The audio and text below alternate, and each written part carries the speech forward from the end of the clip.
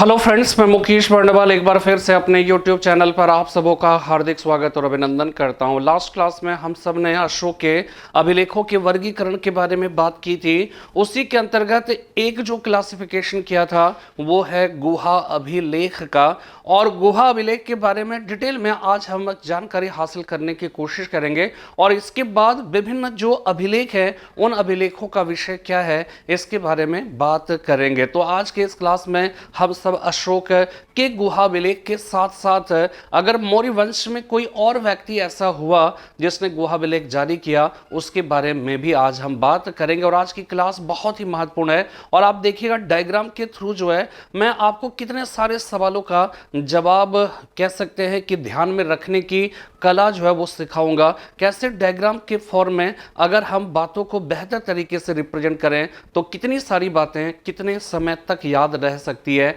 इसका आकलन आप बेहतर तरीके से कर सकते हैं। ठीक है, तो समय न बर्बाद करते हुए सीधे हम सब टॉपिक पर आते हैं। तो देखिए यहां पर हमने जो बैनर लगाए हैं मौर्यकालीन गुहा अभिलेख कैव इंस्क्रिप्शन का है।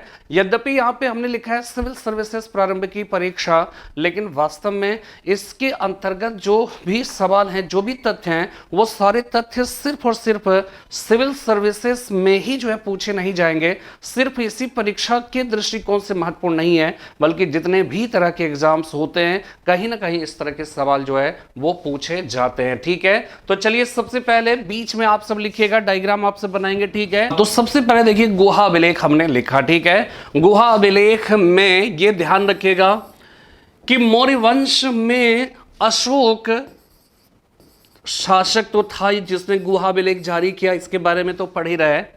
लेकिन यह ध्यान में रखना है कि अशोक के अतिरिक्त मौर्य वंश का दूसरा जो व्यक्ति था वो दशरथ था, जिसने भी अशोक के समान गुहा अभिलेख जारी किए। ठीक है, अब देखिए यहां पर एक सवाल आता है कि दशरथ अशोक का कौन था। तो अशोक का दशरथ जो है वो कौन था, ये ध्यान रखिएगा, वो पौत्र था। ठीक है, वो कौन था, पौत्र था, ये ध्यान में रखना है। दूसरी इंपॉर्टेंट बात कि गुहा अभिलेख गुफा की दीवारों पर खुदा हुआ अभिलेख होता है। तो गुफा की दीवारों पर खुदा हुआ अभिलेख की जब बात आती है तो जाहिर सी बात है ऐसे अभिलेख राजमहल में तो होंगे नहीं, ठीक है, शहरों में कहीं पे तो होंगे नहीं, बल्कि वो जब भी होंगे किसी ना किसी पहाड़ की गुफा में ही होंगे।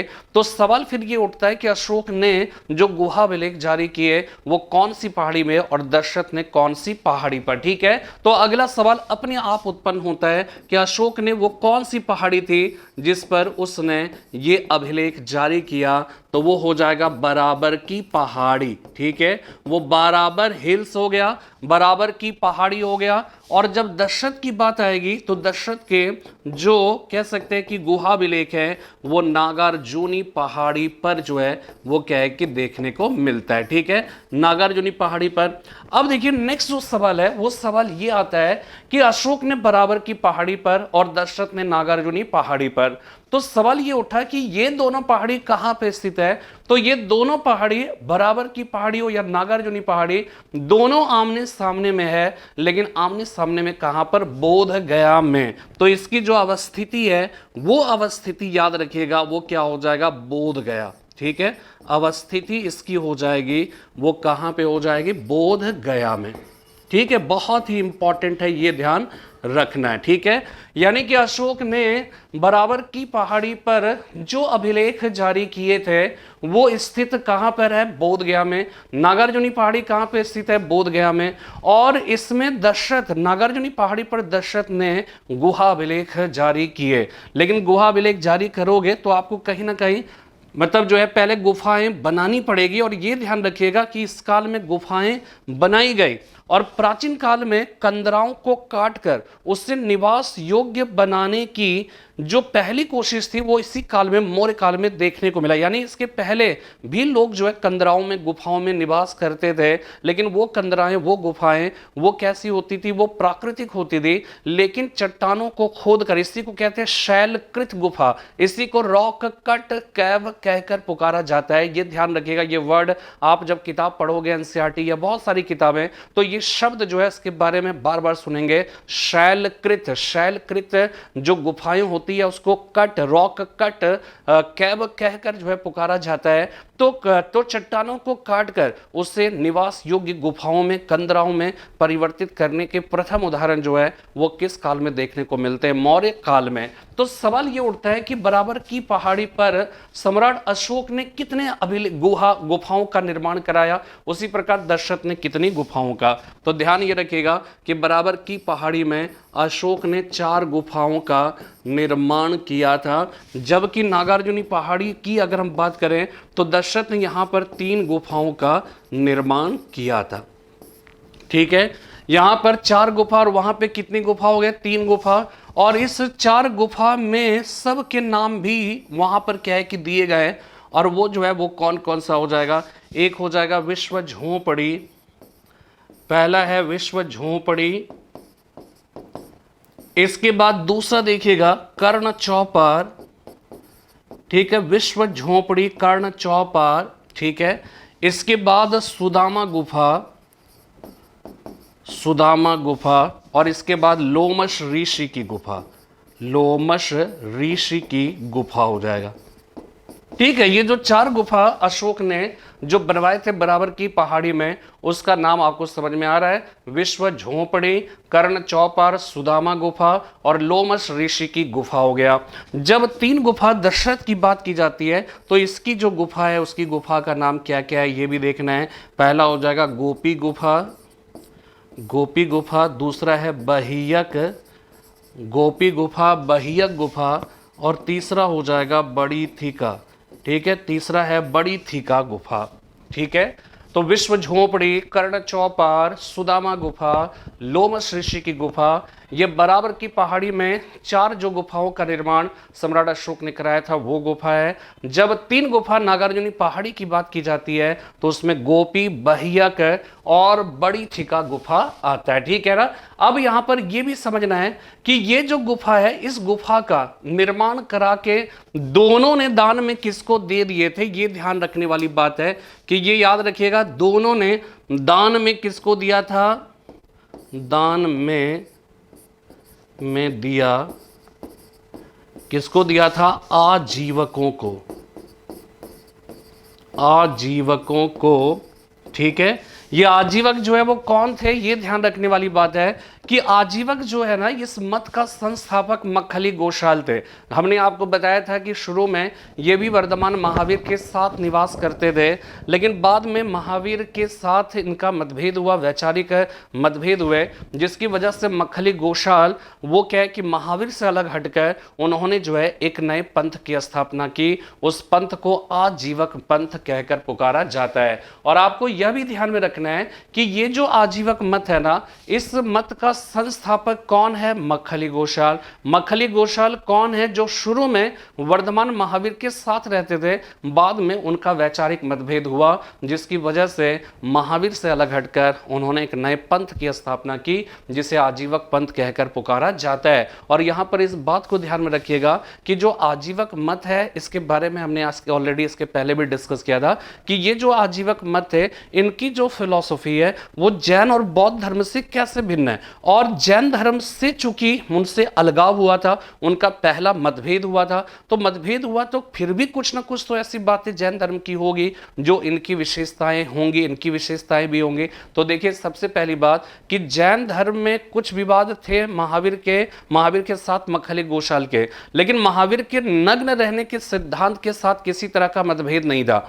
इसीलिए जैन दिगंबर की भांति अगर सवाल ये पूछा जाए कि वो कौन सा ऐसा अन्य मत था प्राचीन भारत में जिसके भी अनुयायी नंगे रहते थे, जिनके भी अनुयायी नग्न रहा करते थे, तो उसका सही जवाब हो जाएगा आजीवक मत। और ऐसा क्यों? क्योंकि कहीं ना कहीं मक्खली गोशाल महावीर से ही संबंधित है। कुछ बातों को लेकर विवाद हुआ, लेकिन बहुत सारी बातों में उनकी जो समानता थी वो समानता बनी रही। इसलिए आजीवक मत जो है वो महावीर के या जैन दिगंबर के नग्न रहने के सिद्धांत का समर्थन करते हैं, इसलिए इनके भी जो फॉलोवर हैं वो नग्न रहते हैं। दूसरी बात ध्यान रखने की है कि अंतर क्या है? अंतर यह है कि जिस तरह से भारत के जितने भी धर्म और दर्शन हैं, सब ने कर्म के सिद्धांत को स्वीकार किया। कर्म का सिद्धांत क्या कहता है? कर्म का सिद्धांत यह कहता है कि आप ये कह सकते हो वर्तमान जो कर्म है, वर्तमान जो हमारा जीवन है, वो अतीत के कर्मों का परिणाम है, और भविष्य का जो जीवन होगा वो हमारे वर्तमान कर्मों का परिणाम होगा, और जैसा भी कर्म करेंगे वैसा ही फल मिलेगा। कहते हैं ना कि वो कर्मण्येवाधिकारस्ते मा फलेषु कदाचन, ठीक है, कि आपका कर्म पर अधिकार है और उसके फल पर नहीं है, लेकिन अगर अच्छा कर्म करेंगे तो उसका फल अच्छा मिलेगा। यही है कर्म का सिद्धांत। लेकिन क्या है, जो आजीवक मत है ना, वो जो है कर्म के सिद्धांत को स्वीकार नहीं करते। वो कहते हैं कर्म का कुछ नहीं होता है।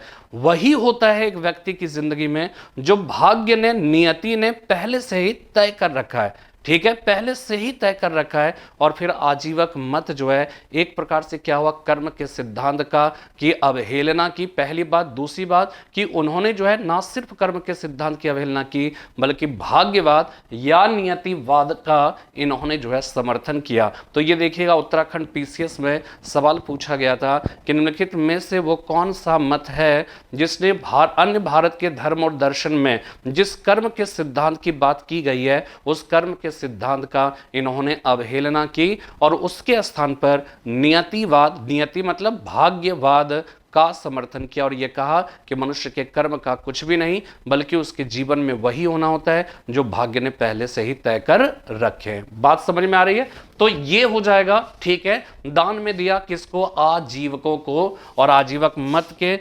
संस्थापक की अगर बात आएगी तो इसके जो संस्थापक थे, ठीक है, इसके जो संस्थापक थे वो कौन हो जाएंगे? मक्खली गोशाल, ठीक है, इसके संस्थापक मक्खली गोशाल। कर्म के सिद्धांत का खंडन किया और भाग्यवाद का समर्थन किया, ठीक है। भाग्यवाद के समर्थक थे लेकिन कर्म के सिद्धांत की इन्होंने अवहेलना की।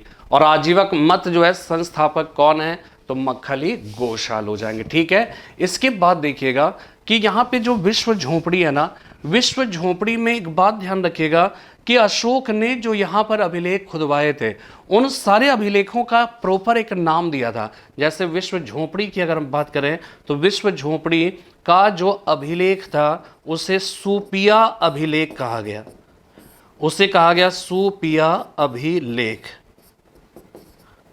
ठीक है। जब कर्ण चौपार की बात आएगी तो कर्ण चौपार का जो अभिलेख था उसे न्याग्रोध अभिलेख कहा गया, न्याग्रोध अभिलेख कहा गया। जब सुदामा गुफा की बात आएगी तो ये ध्यान रखिएगा, इसके जो अभिलेख है, इसके अभिलेख जो है स्वास्तिक अभिलेख कहलाएगा, ठीक है, स्वास्तिक अभिलेख कहलाएगा। और लोमस ऋषि की गुफा ध्यान रखिएगा, ये लेख विहीन है, ये लेख विहीन अभिलेख है, ये ध्यान में रखना है, ठीक है। लोमस ऋषि में कोई लेख नहीं है, ये आपको ध्यान में रखना है, ठीक है। अशोक के बारे में आपको पता होगा कि अशोक जो है वो बौद्ध धर्म का उपासक था, ठीक है, ये बौद्ध धर्म का उपासक था, ठीक है। और बौद्ध धर्म की कौन सी शाखा आपको पता है? स्थविरवाद, स्थविरवाद का उपासक था।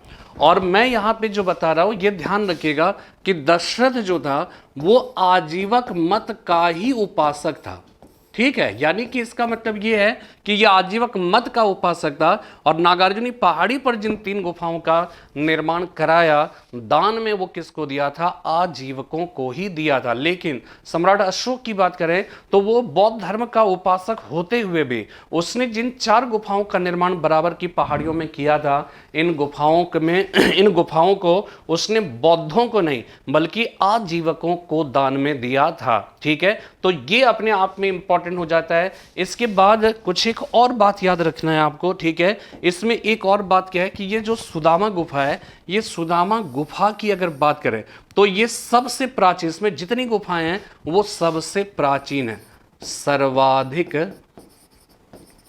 सर्वाधिक प्राचीन, ठीक है, ये सबसे प्राचीन हो जाएगा, ठीक है। और गुफाओं के निर्माण का हमने आपको बता दिया कि ओल्डेस्ट जो एग्जाम्पल है कि गुफाओं को काट कर उसे निवास योग्य बनाने की पहली जो है घटना जो है वो क्या है कि, और इसके लिए हमने आपको एक वो शब्दावली की बात की थी, आप उसको ज़रूर याद रखिएगा। इस शब्द ये सब ज़रूर याद रखिएगा। इसको कहते हैं शैलकृत, चट्टानों को काट कर बनाया गया। ये है रॉक कट कैव्स, शैलकृत गुहा। ठीक है, शैलकृत गुहा, इसके लिए ये सारे शब्द का प्रयोग किया जाता है, ये आपको याद रखना है।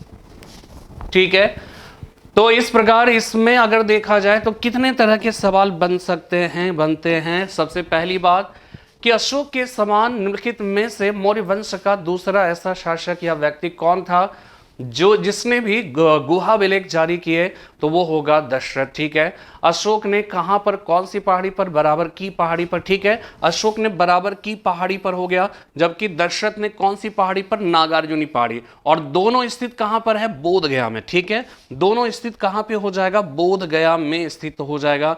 ये आपको जो है वो क्या है कि याद रखना है। ठीक है, बोध गया में। इसके बाद बराबर की पहाड़ी पर इसने 4 गुफाओं का निर्माण किया। विश्व झोपड़ी, ठीक है, विश्व झोपड़ी हो जाएगा। इसके बाद कर्ण चौपार, सुदामा गुफा, लोमश ऋषि गुफा। और इसमें लोमश ऋषि में ये जो है ध्यान रखना है कि लेख विहीन है, ला फॉर लोमश ऋषि, ला फॉर लेख विहीन। ठीक है, विश्व झोपड़ी सुपिया अभिलेख है, ये सुपिया अभिलेख हो गया। ये न्याग्रोध अभिलेख है, ये स्वास्तिक अभिलेख है, सुदामा गुफा का जो लेख है। और सुदामा गुफा जो है वो इन सब में सातों में जो है सबसे प्राचीन माना जाएगा। ठीक है, लोमश ऋषि में दानवीन। और एक बात और ध्यान रखिएगा कि ये जो 7 अभिलेख है ना, ये 7 जो गुहा है, इन सब को एक साथ जो है कलेक्टिवली, इन सभी 7 गुफाओं को एक साथ कलेक्टिवली जो है एक साथ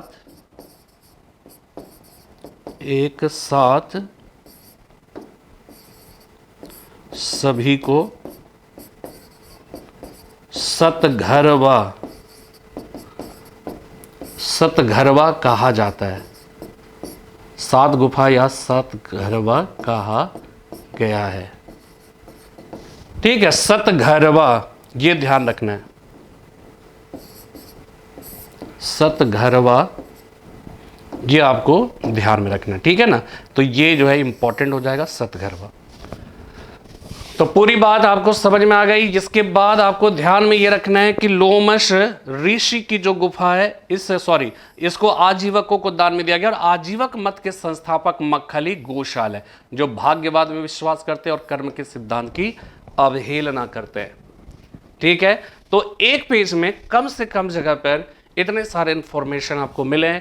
और आप कभी देखिएगा, कभी सर्च करेंगे, कभी क्वेश्चंस देखेंगे, तो इससे संबंधित जो सवाल जितने भी पूछे जाते हैं, वो सारे सवालों का जवाब जो है इसमें क्या है कि रहता है। और ये डायग्रामेटिक हमने इसको प्रेजेंट किया, इसलिए आपको बहुत कम समय में आपको जो है मतलब पता चला कि कम समय में ये सारी जानकारियाँ एक साथ एक डायग्राम में वो आपको मिल गया। और ये अपने आप में बहुत ही महत्वपूर्ण है कमिंग एग्जाम के लिए। तो उम्मीद करता हूँ कि आज की यह पेशकश पसंद आया। आप सब ज़रूर जो है कमेंट्स करिए। ठीक है, कमेंट्स ही जो है हम दोनों के बीच संवाद का एक बेहतरीन जरिया है। कल फिर एक नए विषय के साथ उपस्थित होऊंगा, तब तक के लिए जय हिंद, जय भारत।